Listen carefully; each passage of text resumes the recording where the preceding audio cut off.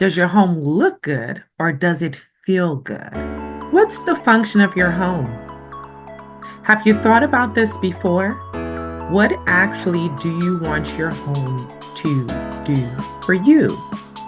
Do you feel that the way your home is designed, the way it's situated, that it's meeting the function you desire for it to have in your life? You see, many of us are working for our home, but not having homes that work for us.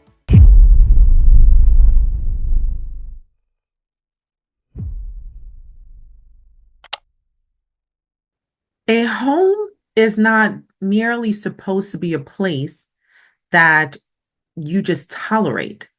You go in, you get something to eat, you lay your head to sleep, you get up and you start a new day. Regardless of your budget, a home should resemble the function you desire for that home to have. Let me explain. But before we get into the crevices of it all, no pun intended, if this is the first time you are joining us to our platform today, I welcome you. I am Dr. T. I'm a board certified OBGYN, and I'm also a health coach. Today, we're going to take a survey of our home. And I'm going to walk you through that survey to determine whether or not your home is really the home you envision it to be. And I'm not talking about design. I'm not talking about the aesthetics of it. I'm talking about whether the function of your home is meeting its expectations and whether or not you are adequately utilizing your home to enrich your health and wellness. You see, a home is not necessarily supposed to be just a place that cultivates your design aesthetics. And that is cool. I'm not saying anything's wrong with that. But a home is so much more than that. A home is supposed to be a place that removes some of the stressors of life. When we're talking about health and wellness, it's supposed to be a place that fosters health and wellness. And for many people, the home just isn't doing that. And in fact, may actually be doing the complete opposite. And so, in our series that we have at the top of the year, I want to walk you through some things that are practical ways of really optimizing your health and wellness for the year by debunking a lot of the major myths or major misunderstandings about the very simple things that are around us from day to day. So today we're going to touch on the home, and I am just so thrilled for you to join us today. If you have joined us for the very first time, I'm so thankful to have you here. And if you can remember to subscribe, that would be great. If you can hit the subscribe button now, that would be excellent because, oftentimes we get into the video and then we forget to click that subscribe and we forget to click that thumbs up and then we don't see these videos anymore. We don't want that to happen. We want to make sure that you're able to have access to our videos, and not just you, but the people you love, the public in general, because you appreciate the information that we're sharing and able to get content that is positive out there. We want to be amongst the group that's really helping people to live better, healthier lives. That being said, let's get into this discussion because I can't wait to tell you what's on my mind. So here's the question for you. Does your home look good or does it feel good?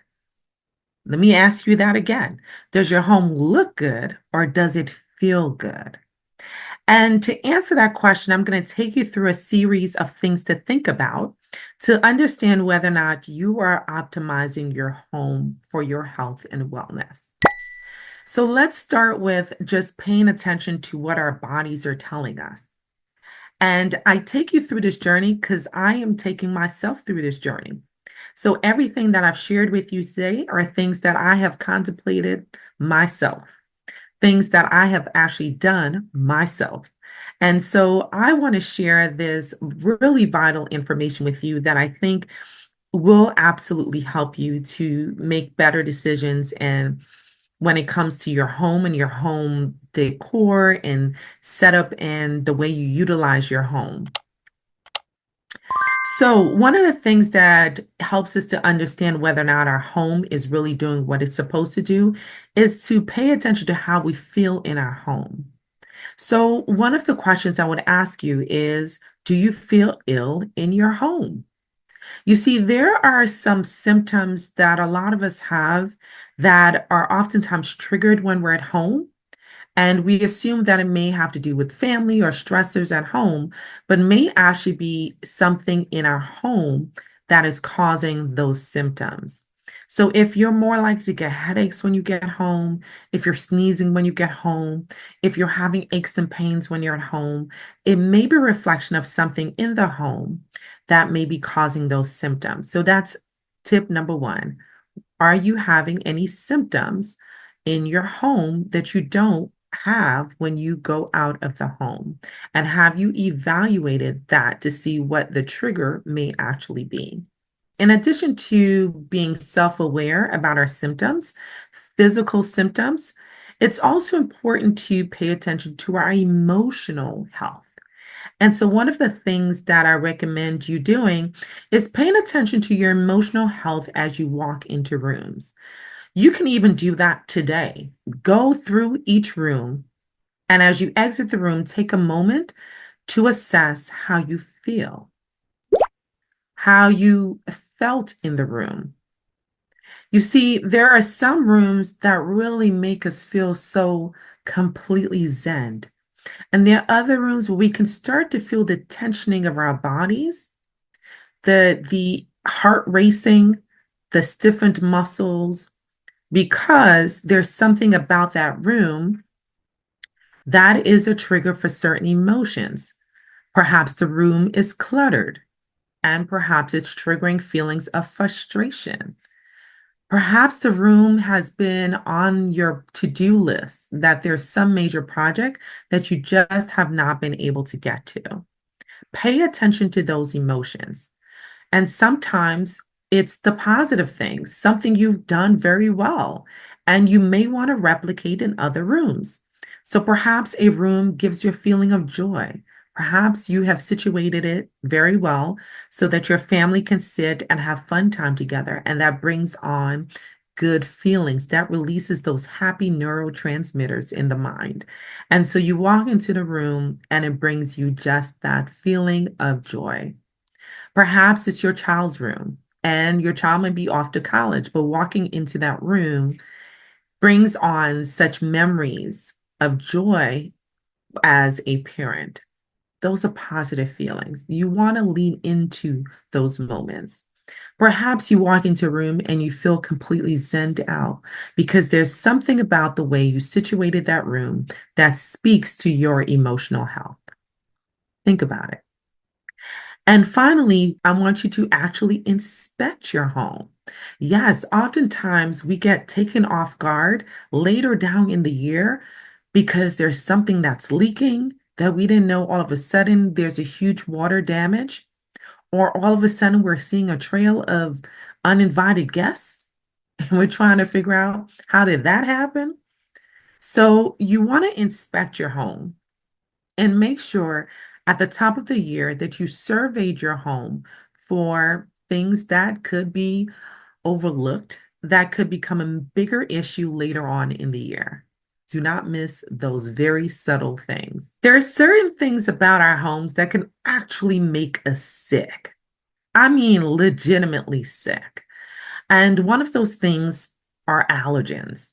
And so some of you may have already been tested and know exactly what your allergens are, and you are proactively caring for your home to minimize exposures, and that's great.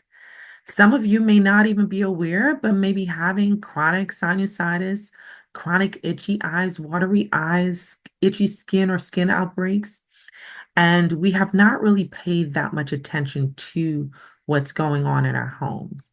There are lots of very subtle things in our homes, whether infectious related, like molds, or whether typical allergens like dust, that can make us sick. And so coming home doesn't feel like the oasis it's supposed to be. It feels like just another night of triggered symptoms that you have to deal with, and you don't have to deal with that. So, if you, for example, are sensitive to things like dust, you may want to kind of pull things out because you may be really good at getting the very obvious areas, but perhaps there are hidden areas that you really need to pay attention to that collect dust. that can be a trigger for your symptoms. And things that collect dust that we oftentimes don't shake out are books, right? So books, look at that. I just even showed you guys. So books collect dust. And oftentimes we don't wipe them down, we don't shake them out. So you may want to pay attention to books as a potential source of dust. You may also want to pull out major furniture and look around that furniture. And then also for those of us who have figurines in our homes, beautiful structures in our homes, you want to wipe those down regularly because if you don't, they will become a source of allergens that can trigger your symptoms. And we want to feel good in our home, not just look good, right? The other thing on our wellness journey is that we have been working on eliminating toxins in our lives. And so this is a great opportunity to evaluate the home for toxins. Now, we have talked extensively on this platform, and if you haven't caught those episodes, make sure you go ahead and tap through our catalog. But we have talked extensively about environmental toxins and things that we use as everyday supplies, materials in our homes. So we have talked specifically also about endocrine disruptors, emphasizing forever chemicals, plastics, and the risk of plastics, and just how they are not just toxins for the environment, but toxins for our actual physical health. And so, a lot of times, those aches and pains may be a reflection of exposure to those toxins. Now, I am realistic. I know it is impossible to completely rid your life of plastic. It is impossible right now to completely rid your life of forever chemicals. I get it. It's hard to do, especially when you are aware of the extensive list. But this is what you can do. Have you heard of dose response relationships? It is a term we use often in the science community. And basically, what it means is that the higher the dose or exposure to certain chemical, the more likely you are to have certain symptoms or outcomes. And so, while we may not be able to get rid of everything, perhaps at the start of the year, what we can do is to target certain things that we're willing to change in the year. So perhaps this is a year that we switch out our plastic containers and get more glass containers. Switch out our nonstick pans and get steel pans. Switch out our plastic water bottles and maybe use safer, environmentally sound water bottles instead. And so there are very simple ways that we can do so. And don't forget your beauty products, ladies. Perhaps this is a time to start even just looking at what your beauty products contain and choosing beauty products that may be safer for you, safer for your skin. Remember, our skin is highly absorbent. The other thing that you may want to consider is looking for expiration. Things expire. So, yes, ladies, we have so many beauty products that we have to go through because they don't know what to do about these, right? And so, oftentimes, we try a number of beauty products and we feel bad about tossing it out. And so we do what? We put it underneath the sink. Perhaps, okay, let me fix this. Perhaps it may be time to get rid of those things. Now, keep in mind, when you have things that are expired, they start to grow things. And I'm not just talking about food. Food is the obvious area. And I hope you don't have expired food. But if you do, consider this your friendly reminder to throw that stuff in the garbage. But also just creams, lotions. We've had perfumes, makeup for a long time. There are certain things that are expired or expiring, and they should be tossed out. That's why they have an expiration date. Even if you go a little bit past the expiration date, eventually toss those things out. We're talking also about household cleaning products that you have tried and you don't really use very often. Certain chemicals become unstable over time or just not as effective. You want to make sure that you're using items when they are safe to use. And one of the best ways of doing that is by observing the expiration dates. You also want to remove things that are not being used because things that are not being used are just occupying space. And the more space we occupy, the less healthy we are. And there's a whole theory behind that. But clutter is just not good. And when you hold on to things that are expired, you are creating clutter for you. It is not good physically, and it's also not good for your mental health. Now, homes are supposed to be safe. That is a given, right? Home is supposed to be a place of refuge. We've talked about emotionally, physically, but let's also talk about actual safety, things that can literally harm us. This is a great time to survey things that may be putting you at risk for falls. So, making sure that wires are tucked away, making sure that there's nothing in the way that can make you slip and fall, make sure rugs are placed appropriately. Make sure there's nothing that can cause anyone as a visitor or a family member to fall and trip and hurt themselves. So, surveying the home for things that literally can make you hurt yourself is very important. Looking at things that may be flammable. This is a time of year when it's colder weather that unfortunately we oftentimes hear of two groups of devastation. Space heaters. So if you are using space heaters, please make sure you use them safely. Please make sure they are connected directly to outlets. Avoid it being near anything that is flammable. That is so critically important. We can't say it enough. Please do not use ovens to heat up homes. That is probably one of the biggest mistakes people make every year we hear these stories. That being said, it's also a great time to inspect your detectors. So make sure your smoke alarm is working, make sure you have a carbon monoxide detector, and make sure that they have been tested and are working appropriately.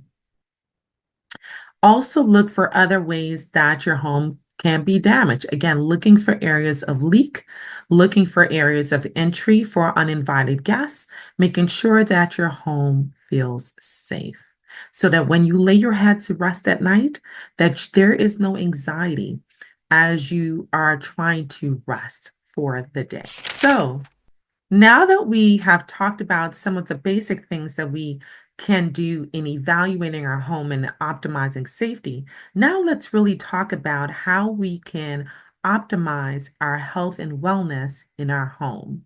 So, one of the most important things we do every day that is so critical for our health is rest. And while many of us go to bed and have sufficient quantity of rest, the quality of our rest may not be adequate. And so we're waking up every day feeling exhausted and eventually burned out and drained. So, a couple of things to think about. Regardless of where you sleep, whether it's in the living room or in an actual bedroom or in the basement, it doesn't matter. We can still optimize our sleep quality regardless of where we're resting to the best of our ability, right? We know situations vary, people have certain circumstances. We don't want you to feel that you can't make things feel like a home because of your financial limitations or your circumstances, regardless, right? Maybe you're a caretaker and you're staying over at somebody's home. Whatever the circumstances are, we can still optimize our sleep quality. It could start with as simple as making sure that the temperature in the room is adequate. So some of us sleep better when the home is a little bit colder, and in general, a cooler temperature optimizes our sleep. So making sure that we're not overheating when we go to bed, especially for those of us who are transitioning, this is very key. Secondly, you want to make sure that if you can, that you have a mattress that works best for you. Some of us sleep better on softer mattress, some on firm. This may be a good time to evaluate your mattress or flip it over. The other thing that you want to evaluate is your pillows. So pillows are probably one of the most affordable ways that we can optimize our sleep health. So if you have allergens, you want to consider getting a hypoallergenic pillow. If you have certain neck issues or back issues, you want to get pillows that really aid you in stabilizing your spine. That's critically important to optimize your sleep. And so making sure that the pillow you get is not too soft and not too firm. The goal is you want your neck to be neutral. You don't want your body to be over tilted, over bent, or overextended in any particular orientation, because that's what's leading to a lot of the aches and discomfort in the mornings. If you're a side sleeper, you may want to get a pillow that you can put between your legs so that you stabilize your hip and ultimately your spine. The other thing about our sleeping area is you want to minimize blue light. You want to make sure that that room is as dark as possible and is quiet, right? So perhaps if you are facing where the sun rises in the morning and you're a later sleeper, then you may want to invest in darker curtains to black out the room. If you are sensitive to sound, then you may want to get earplugs that doesn't completely get rid of all the sound, but diminishes the sound because you still want to be able to hear if you need to be urgently wakened. And then you also want to, when it comes to kids, you also, if you're a parent, it may be time to put that child in their own room so that you can get better quality sleep because a poor quality sleep does not optimize you as a parent. And a matter of fact, you will be a cranky parent in the morning. And you know, when it comes to kids, you need to be able to have that tolerance real high. The best way of doing that is by getting better quality sleep. And sometimes that means putting that child in their room or in their bed if their bed is in the same room. Finally, for me, what I have realized is that TV in my room is not great for me. And this is probably true for most people. So perhaps taking certain things out of the room is necessary. Take the computer out of the room, take the TV out of the room, or minimally turn that TV on. You want your place of rest to really be able to trigger in your mind that it's time for rest when you walk into the room. And a TV is very stimulating, phones are stimulating, computers are stimulating because they are intentionally made that way to stimulate the mind. But the mind needs to know that it's time to rest. And one of the ways of doing that is by removing these items from the room. So now for me, I almost rarely, unless I'm not feeling well, I rarely watch TV in my room. One of the other things to consider is perhaps your space doesn't feel personal enough. You see, oftentimes we have spaces that are conventional, but there is no personal connection to the room.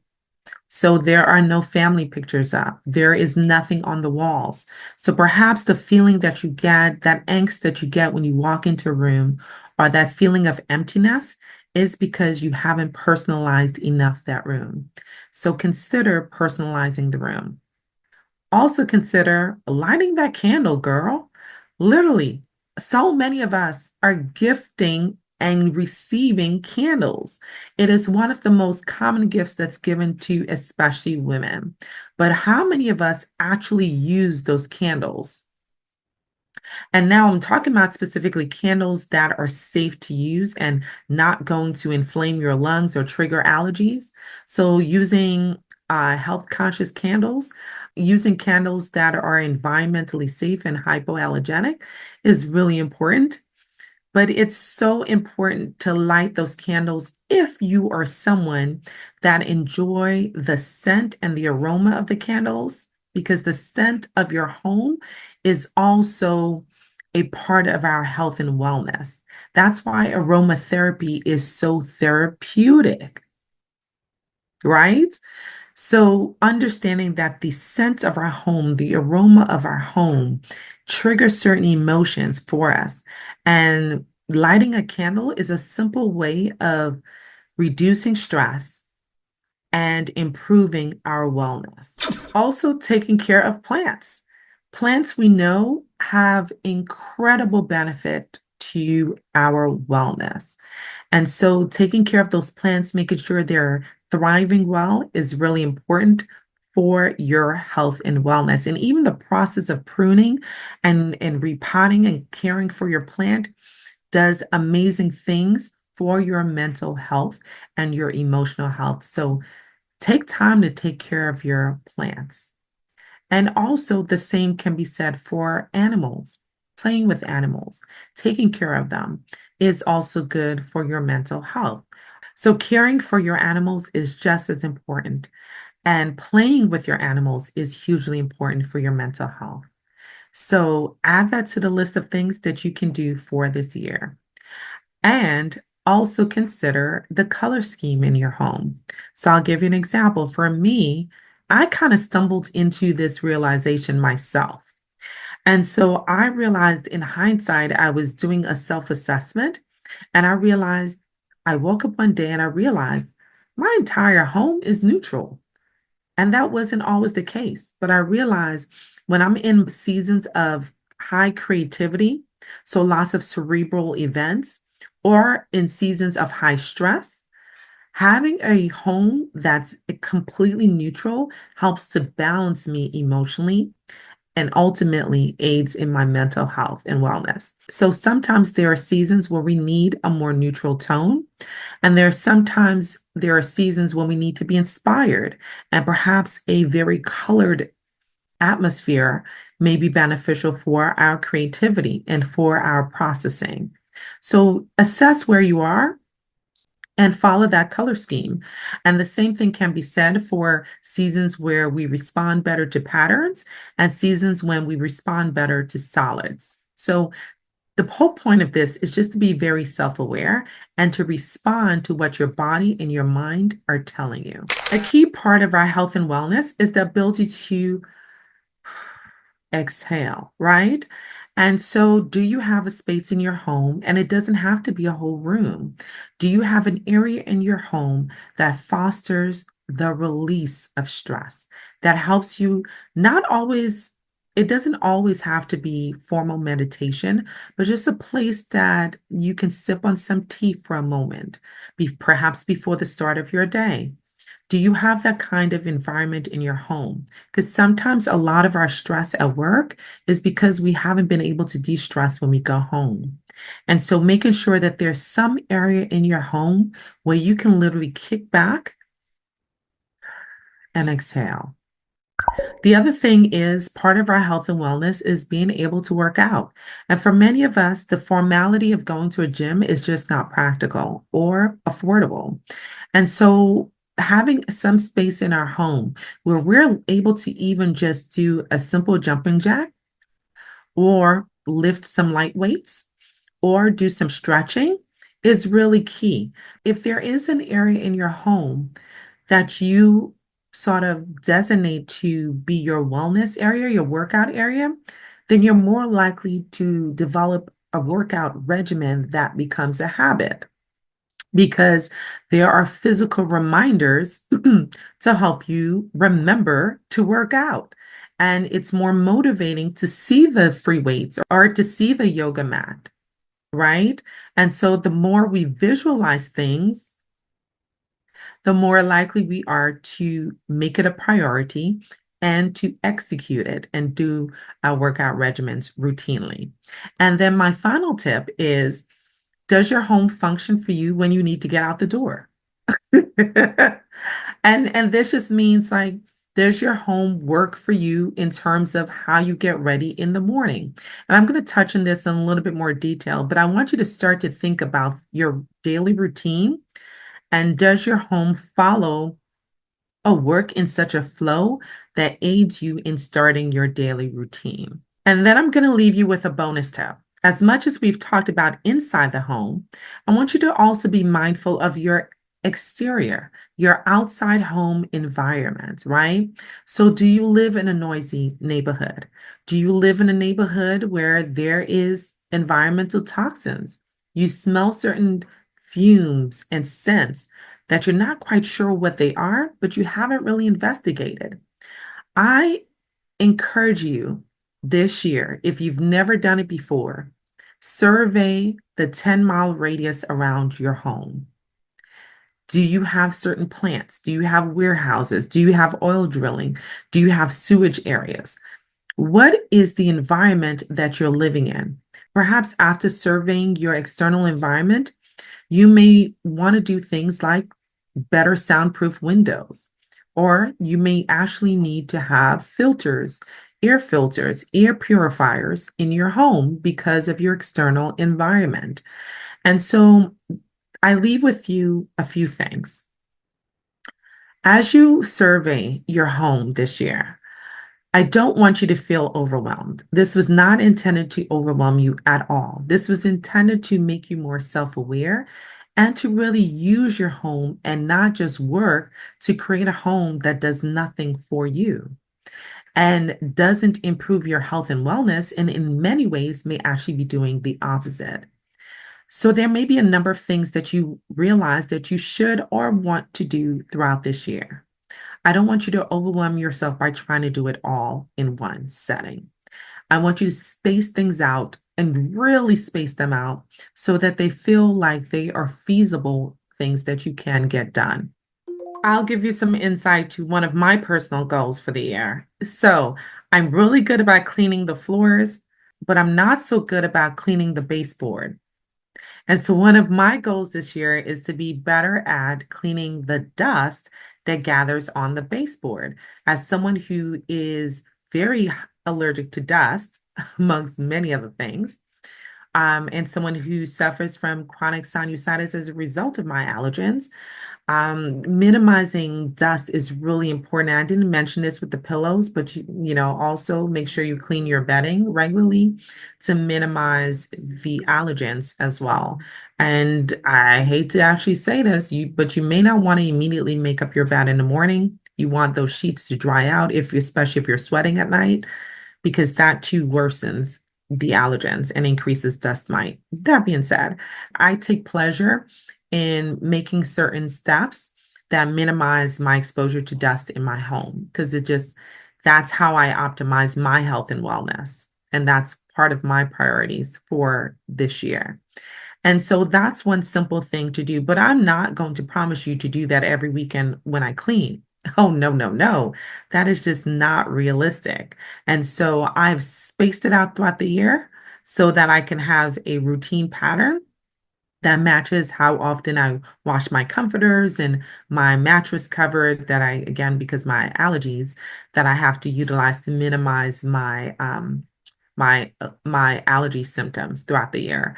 So you can space things out and you don't have to accomplish everything this year, right? Hopefully, if we do our best, God's willing, we'll have additional years to work through some of these goals. But at least my goal for today is to have you thinking about your home differently in a way that helps to foster your health and wellness and to make your home functional, not just something you tolerate, but something that actually works well to help you with your day-to-day living and to optimize your health and wellness lifestyle. That being said, if you have not done this yet, this is your friendly reminder once again to make sure you go ahead and click the subscribe button and hit us with a thumbs up. I hope this information has been helpful for you. And as a reminder, I'm doing a series like this of practical ways and things that we can do to optimize our health. And so I want you to go ahead and check out the other videos if you haven't done so yet. Make sure you keep up with us. Make sure you follow along so that you can get the new videos as they come out. And if you are seeing this after this series have started, make sure you go back and watch some of the other videos. So that being said, I am Dr. T, the hand behind the handle of Healthy Bump Club right here on YouTube and Healthy Bump Club on Instagram. I thank you so much for watching. I hope this has been helpful. Let me know one thing you are planning to do this year. Hit us up in the comments so that we can celebrate with you and be accountable to and with you. That being said, have a wonderful rest of your week, and we see you in the next episode.